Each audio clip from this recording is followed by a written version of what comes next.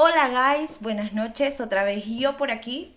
Hoy con un nuevo look, con un café en mano porque ahora sí estamos grabando alegre de noche.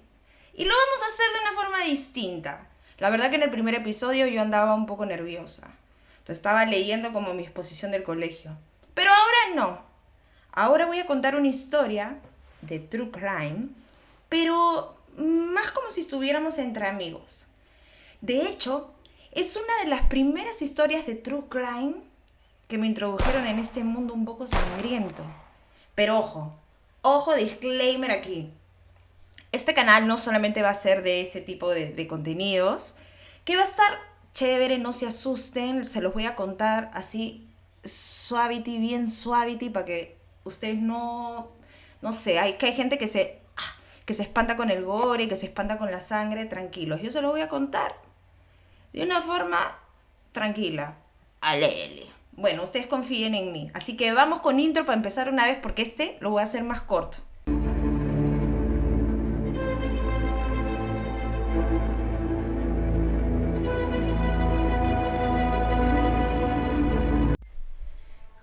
Como dice en el título y como dije en la intro, este video es sobre Lizzie Borden, más conocida como la asesina del hacha. Aleli porque nunca se comprobó. Acá ya voy haciendo el spoiler. Pero no importa, porque lo interesante es saber qué piensen ustedes al final de este caso. Nos vamos a situar en el 4 de agosto de finales del siglo XIX, en el año 1892. La ciudad de Fall River, en Massachusetts, siempre me equivoco, Massachusetts, en Estados Unidos. Se escucha un grito aterrador. Era el grito de Lizzie. Pedía ayuda y llamaba a Maggie, su empleada, que había salido en ese momento de la casa.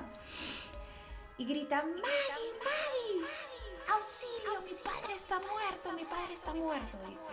Justo Maggie estaba en las afueras, estaba recién llegando a la casa, escucha esto, cuando abre la puerta ve a Lizzie con un vestido azul, recuerden este dato, la ve parada en la puerta, así en shock, y dice, Maggie, mi padre está muerto. Maggie mira al fondo y ve en la sala de estar en un desván, creo que se dice, estas vainas donde te echas, y está el hombre, el padre que se llama Andrew, el padre de Lizzie Borden, y está echado, vestido, con su periódico encima, los zapatos puestos, pero tiene un hachazo, bueno, más de uno en realidad, pero tiene la mitad del rostro partido. De hecho, se nota que le dieron con el hacha en la cara mientras él estaba descansando, porque mantenía los ojos cerrados y tenía un ojo partido en la mitad. Entonces Maggie, la sirvienta, que era irlandesa, en esa época iban a Estados Unidos muchas personas de Irlanda y ejercían esos cargos de amas de casa, amas de llave, limpieza, etc. Entonces, de hecho no se llamaba Maggie tampoco, pero le decían Maggie porque eran un circo y no querían decirle el nombre. Digo circo como este que estaba siempre citando a los autores originales. Ok, entonces Maggie sale corriendo y va a buscar al médico del pueblo, ¿no? Porque esa es la típica de película americana, ¿no? En cada pueblito había un doctor, un profesor, un veterinario. Entonces fue a buscar al doctor.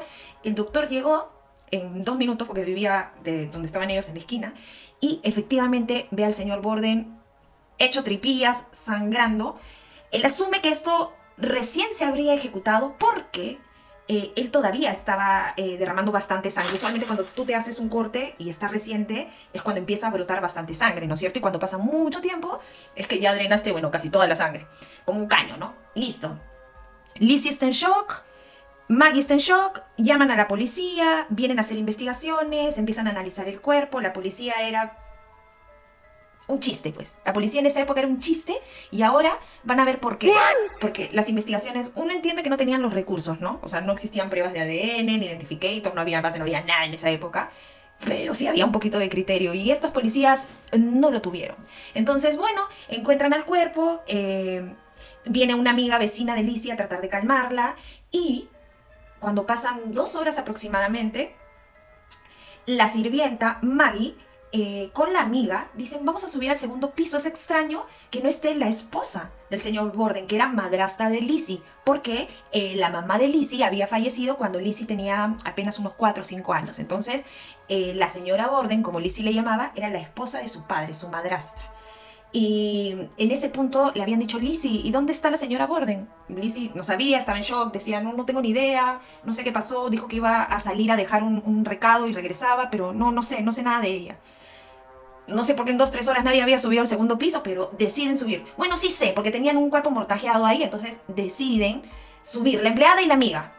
Suben y cuando están llegando pues a la mitad de las escaleras, se veía ya el segundo piso, se veía el piso de la planta, ¿no? Del segundo piso, repito. Y están caminando y de repente la sirvienta Maggie voltea a la izquierda, hace ojitos así y ve un cuerpo tirado en un cuarto de visitas que justo estaba con la puerta abierta y daba hacia la escalera. Se quedan en shock, gritan. Sube la policía, sube el médico que también estaba ahí, que claro, en esa época lo que tenía que hacer era decir, sí, efectivamente está muerto y lo han recontracheado. Lo que sí pudo identificar el doctor, un ratito, un paréntesis, era que el primer cuerpo tenía más de 15 hachazos, o sea, no era solo el de la cara. Ok, sigamos.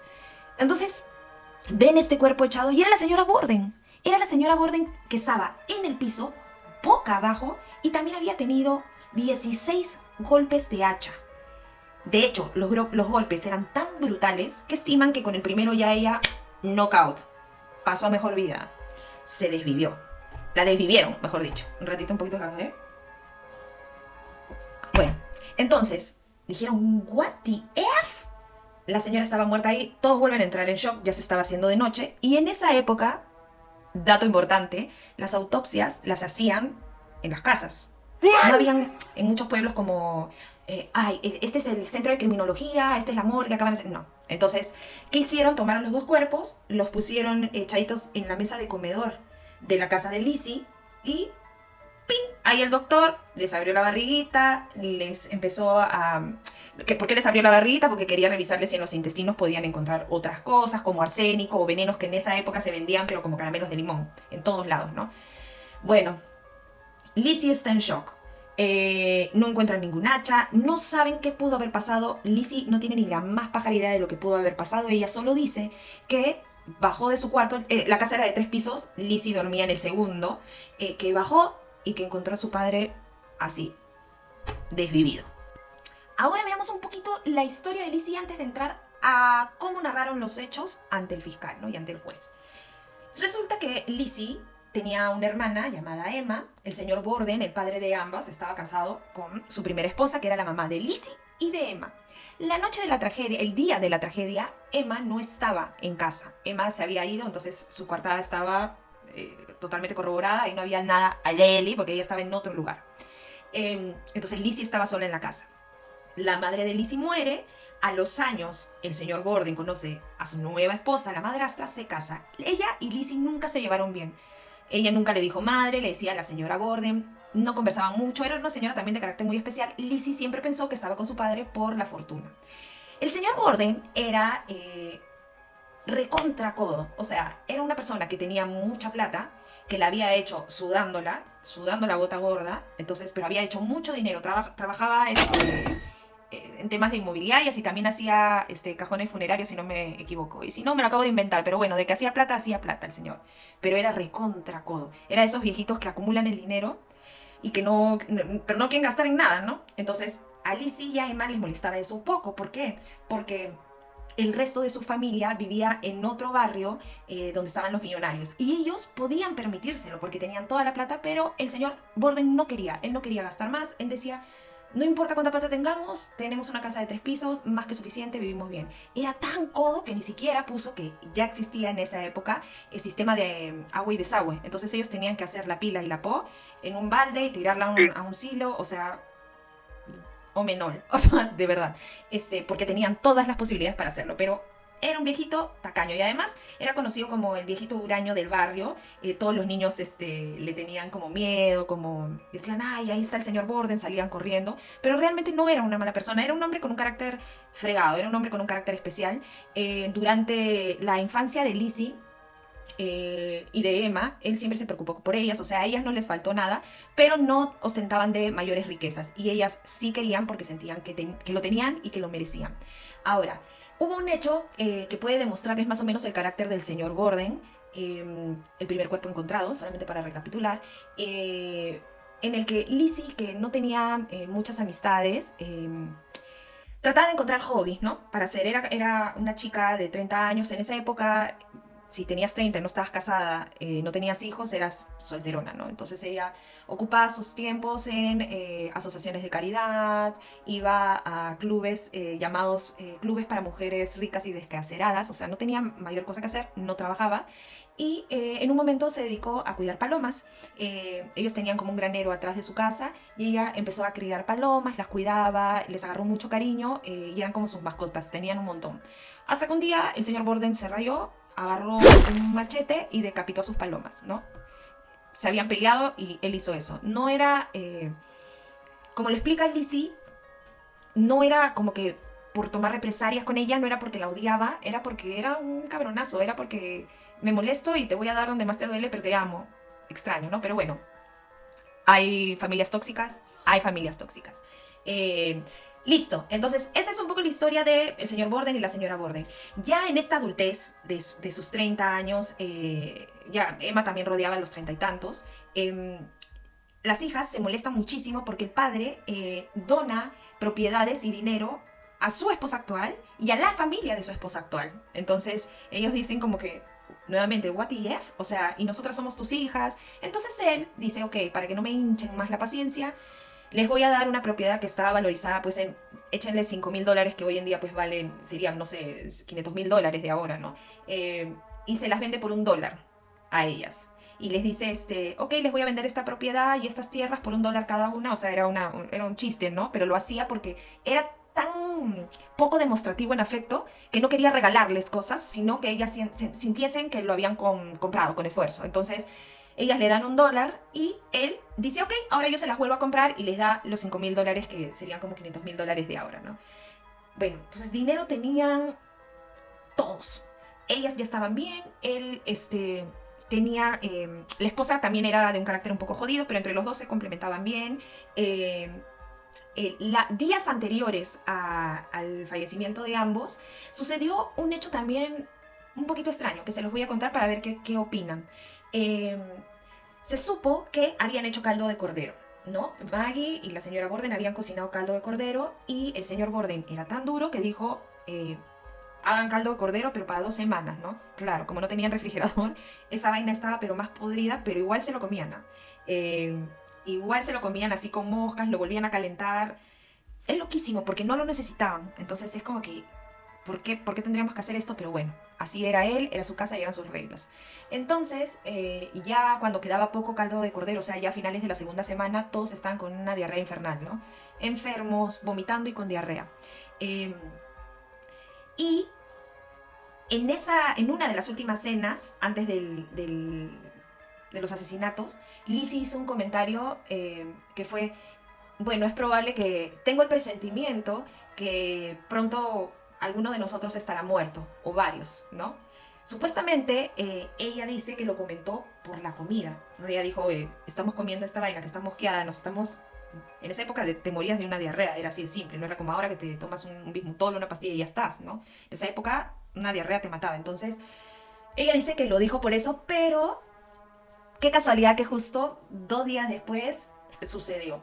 Otro caso curioso es que una semana antes del fallecimiento de los Borden, eh, un tipo que trabajaba en una farmacia contó que Lizzie había ido a buscar una sustancia que traían de Prusia.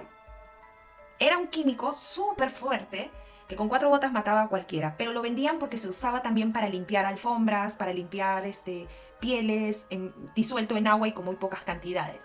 Él no se lo llegó a vender o porque no lo tenía o porque no tenía el permiso, la receta y al final ella no lo compró. Y también le preguntaron, ¿para qué querrías este tipo de líquidos? Y ella dijo que era porque quería limpiar un abrigo de piel que tenía. Alele, alele. Poquito raro, ¿eh? Ya son 2 cositas, ¿no? El comentario de la cena, el que haya ido a buscar esto. Bueno, regresamos al momento de los hechos, al 4 de agosto. Pasan las fechas, pasan 2 semanas, esto lo voy a editar. Bueno, regresemos al día de los hechos, el 4 de agosto. Pasan los cuerpos la noche ahí, en la mesita del comedor, bien abiertos y destripados. Ya con la autopsia hecha, el médico se fue a su casa, la policía hizo una miradita así a la casa, dijo, no hay nada. Quisieron hablar con Lizzie. Lizzie estaba en shock y dijeron que no podían hablar, que no pudieron hablar con ella en ese momento porque ella estaba histérica y que con las mujeres histéricas no se podía hablar. Entonces que estaban esperando a que se calme al día siguiente.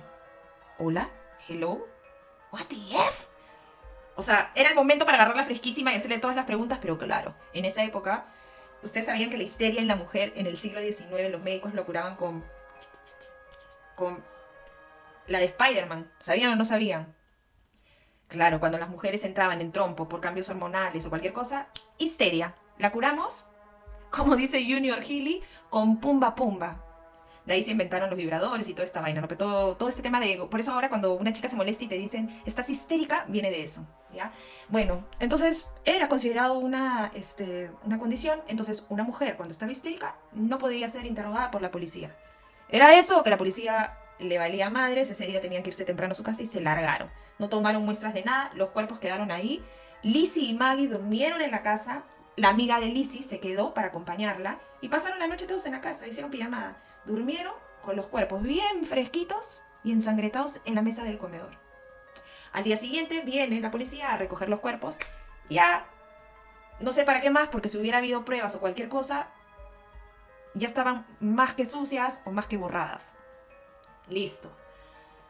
Después que se llevan los cuerpos, pasan los días y se abre un caso ante un juez, porque esto había sido un asesinato. Evidentemente, salvo nadie se mete 16 hachazos, ¿no? Entonces se empiezan a buscar sospechosos. Y la única persona, o las únicas personas que estaban en la casa en ese momento eran Lizzie y Maggie, la sirvienta.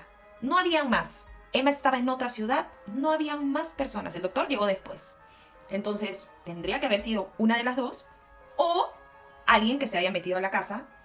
Pero vamos a ver por qué esta teoría de que un tercero se haya metido es un poco extraña por la prontitud de los hechos, ¿ya? Entonces, no les queda de otra, hacen un juicio y la citan a las dos. Y para esto la principal sospechosa era Lizzie, porque fue Lizzie la que encontró el primer cuerpo y la que gritó, ¿no es cierto? Maggie finalmente estaba fuera de la casa también, había salido, entonces llegando ella escuchó y vio a los cuerpos. Entonces encerraron a Lizzie. La encerraron, Lizzie tuvo un abogado.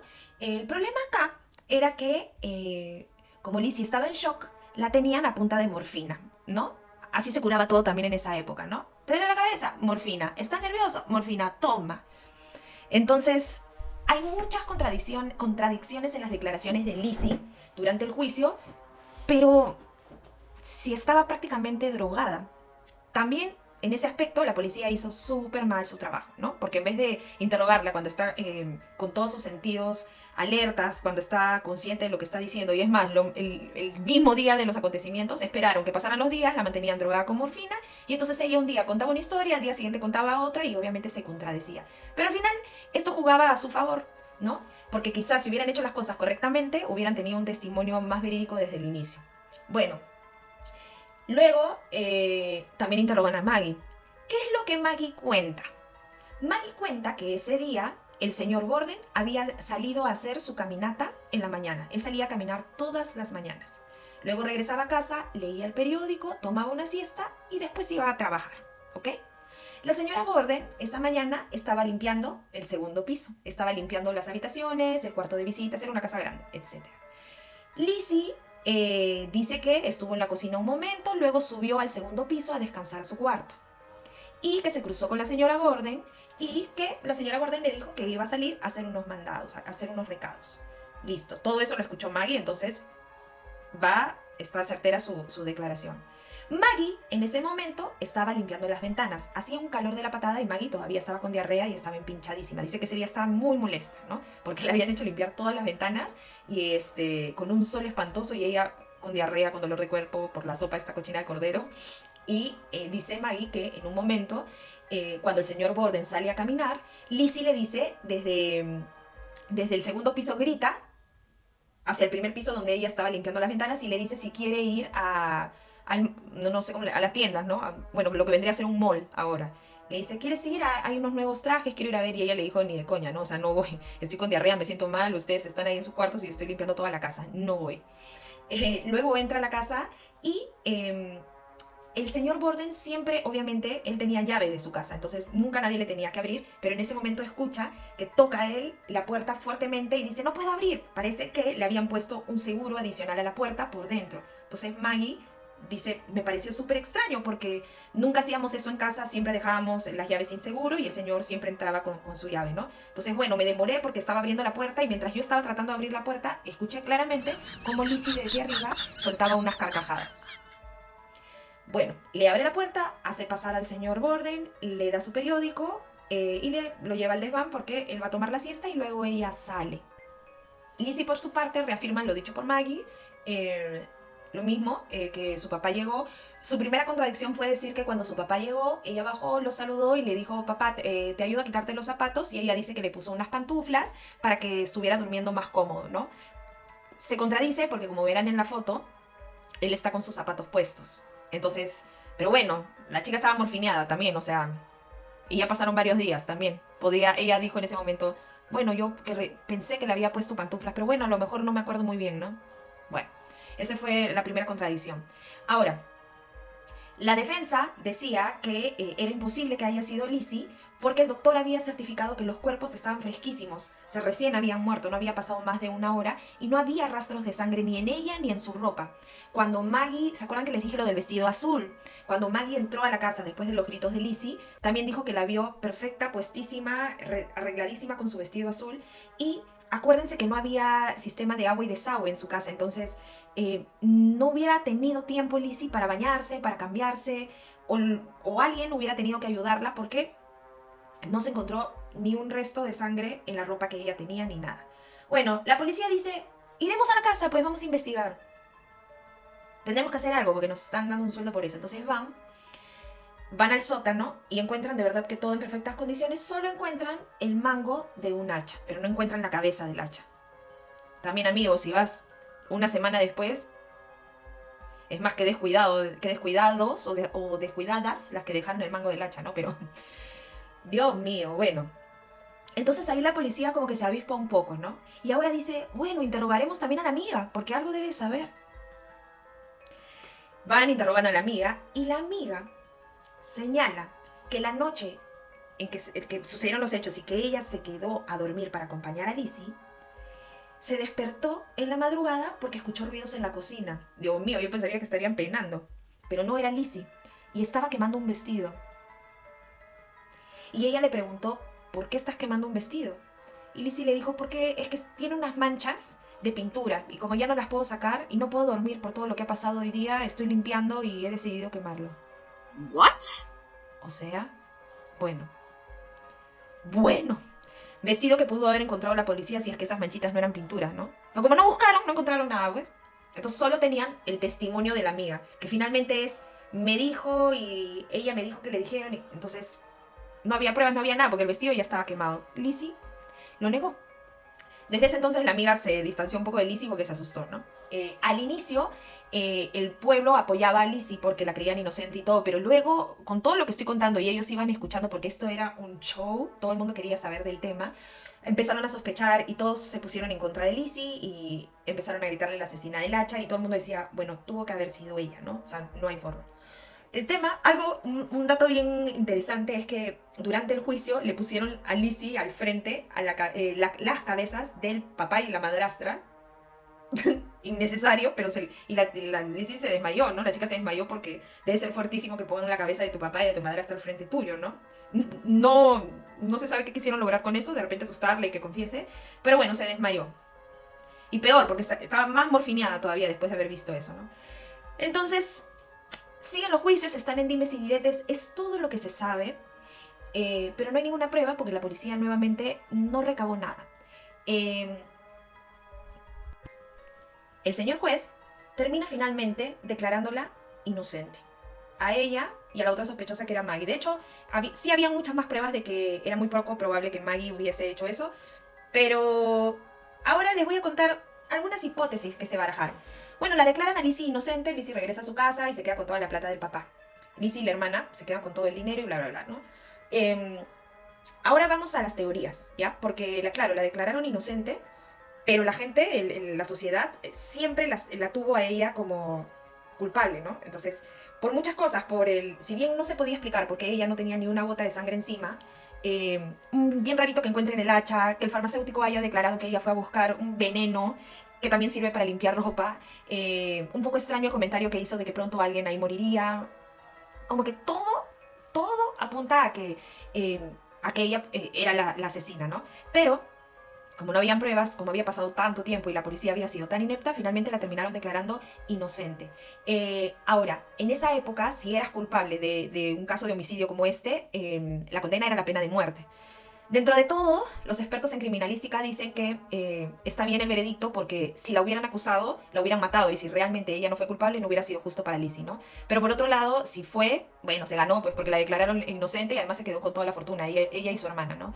Ahora, ¿qué se sospecha que pudo haber pasado? Hay muchas películas, les voy a poner acá algunas. Hay una donde sale esta actriz, no es Bárbara Eden, la que hacía de hechizada, la de Bewitch. Hermosa ella, bueno, ella hace de Lizzie Borden en el video, de hecho la película la pueden ver por YouTube. Hay otra que hace esta chica de Twilight, porque no me sé ningún nombre, pero bueno, les voy a poner las referencias aquí. Y cuentan un poco lo que los historiadores han barajado como posibilidades. La primera es que Lizzie y Maggie mantenían una relación lésbica, y que habían mantenido, o sea, que se gustaban mucho, que estaban enamoradas y que habían mantenido varias veces relaciones sexuales entre ellas, cosa que en la época era pues inaceptable y que como el padre y la madrastra se oponían a esto, entre las dos terminaron articulando un plan para asesinarlos. Esa es la primera hipótesis. Para mí es la que más cuadra. ¿Por qué? Porque si fue Lizzie la que hizo los hachazos, la que asesinó, pudo fácilmente ser ayudada por Maggie para cambiarse y para ocultar la primera ropa, para que le pasara un balde con agua y se quitara la sangre en caso de que tuviese que haberlo hecho, que es lo más lógico, porque cuando le metes un hachazo a alguien te empapas de sangre, ¿no? Entonces, si es que alguien lo hubiese ayudado, sí era posible que ella se hubiese podido cambiar y arreglar. De hecho, dicen que la policía que cuando llegaron ella estaba muy arreglada, o sea, como si recién se hubiera cambiado, estaba con el pelo perfecto. Entonces, para mí es una de las hipótesis que más concuerda. La otra hipótesis que tienen, que salen en otras películas o en otros libros también, es que el padre de Lizzie abusaba de ella durante toda su pubertad y adolescencia y que, bueno, fue una forma de venganza de Lizzie. Pero bueno, eso no explica lo de la sangre, ¿no? Y no creo mucho esa hipótesis porque, de hecho, si el padre hubiera sido tan malo, de hecho, Lizzie fue entrevistada muchas veces después, la buscaban a cada rato, obviamente, ¿no? Le gritaban la asesina del hacha, los niños cantaban una canción como Lizzie Borden mató a su padre, así como la de Freddy Krueger, afuera de su casa le cantaban esas canciones, o sea, al final no llevó una vida tan linda, porque fue acosada tanto por la sociedad como por la prensa. Y bueno, ella nunca habló mal de su padre, de hecho, con toda la plata que heredó, le mandó a hacer un mausoleo tanto a él como a la madrastra y pagaba una pensión alta todos los años para que lo mantuvieran en óptimas condiciones. Lizzie terminó viviendo con su hermana. Maggie, la sirvienta, se fue. Terminó todo este tema, se resolvió el juicio, ella se fue, terminó casándose y haciendo su vida y luego murió, ¿no? Por eso que mucha gente dice, entonces no era lesbiana porque se casó, pero bueno, uno no sabe, ¿no? A ti te pueden gustar las mujeres y con todo lo que pasó, o a lo mejor era bisexual, sabrá Dios, pero terminó casándose y bueno, murió aparte, ¿no? Pero Lizzie y Emma terminaron viviendo juntas, nunca se casaron, ninguna de las dos, bueno, nuevamente, se llegaron a mudar al barrio donde ellas siempre quisieron vivir, tenían un huevo de plata, cuidaban las tumbas de tanto la madrastra como del padre, así ella no amaba a su madrastra, igual donó de hecho también dinero para la familia de ella y antes de morir donó a una asociación benéfica, a varias, pero una de ellas con las que más ella trabajaba era para una asociación que cuidaba y protegía a los animales, entonces ella hizo una fuerte donación. Emma, su hermana, enfermó, tuvo como una infección vaginal, como una cistitis, y bueno, en esa época ya saben, no habían antibióticos y una infección te mataba. Murió y lamentablemente, justo una semana antes de que muera su hermana, ellas se pelearon horrible, nadie sabe por qué, se pelearon horrible, Emma fallece, ya estaba enferma Emma, y a la semana murió Lizzie. Súper extraño. Pero bueno, ¿qué piensan ustedes? Yo voy más por la teoría de la relación entre Maggie y Lizzie. Creo que ambas se gustaban, pudieron haber tenido una relación que no fue aceptada y entre las dos se ayudaron, ¿no? Lizzie, estoy segura, bueno, allegedly, siempre digo allegedly porque una cosa es mi opinión y otra cosa es la realidad. Nunca se llegó a resolver el caso, ¿no? O sea, ante la ley ella murió siendo inocente, ¿no? Pero para la masa social y para todos los que hasta el día de hoy seguimos investigando sobre este caso, hay muchas cosas que, bueno, que yo creo que la declaran como culpable, ¿no? Y que al final a lo mejor no se hizo justicia, o a lo mejor sí. Alele, ¿tú qué piensas? ¿Quién piensas que pudo haber sido la culpable? ¿Maggie? ¿Un ratero? Ah, by the way, no les robaron nada, o sea, simplemente los mataron. Y además, los expertos en criminalística dicen que cuando los asesinatos son así, o sea, a ver, tú con un disparo ya puedes matar. Con un stab puedes matar. Con un hachazo recontra puedes matar. Pero cuando haces 16 puñaladas, 19 hachazos, 50 disparos, hay un tema más emocional que está involucrado ahí, ¿no? Entonces, usualmente esto se ve, por ejemplo, en crímenes pasionales, ¿no? Entonces, bueno, era más que evidente que ahí había mucho rencor u odio detrás de la muerte de estas dos personas. Eh, pero bueno, hasta el día de hoy no se resolvió. Déjenme en comentarios sus opiniones. Este podcast creo que ha sido mucho más corto. Perdón, sigue corrido. Pero bueno, no ando borrachina por si acaso estoy tomando un café, pero sí le puse unas gotitas de pisco para soltarme un poco más en este capítulo 2. Que espero que les haya gustado y que ahora sí se vea mucho mejor mi edición. Así que nos vemos para el siguiente episodio donde voy a tener una invitada muy especial y vamos a hablar de casos más divertidos, de cosas curiosas que pasaron en la era victoriana que les va a fascinar. Es una era que me encanta. Tocaremos temas de Jack the Ripper, del Destripador y también algunas modas de belleza mortales que utilizaban en esa época. Para que no se lo pierdan, activen la campanita. Si estás viendo este video y te gustó, suscríbete para que te enteres también de mis próximos capítulos. Y también recomiéndaselo a tus amigos o a quien creas que le pueda gustar. Coméntame, que todo eso me va a ayudar a que pueda llegar a más personas y que este lindo canal pueda seguir creciendo. Nos vemos pronto, guys. Guten Nacht, Aleli.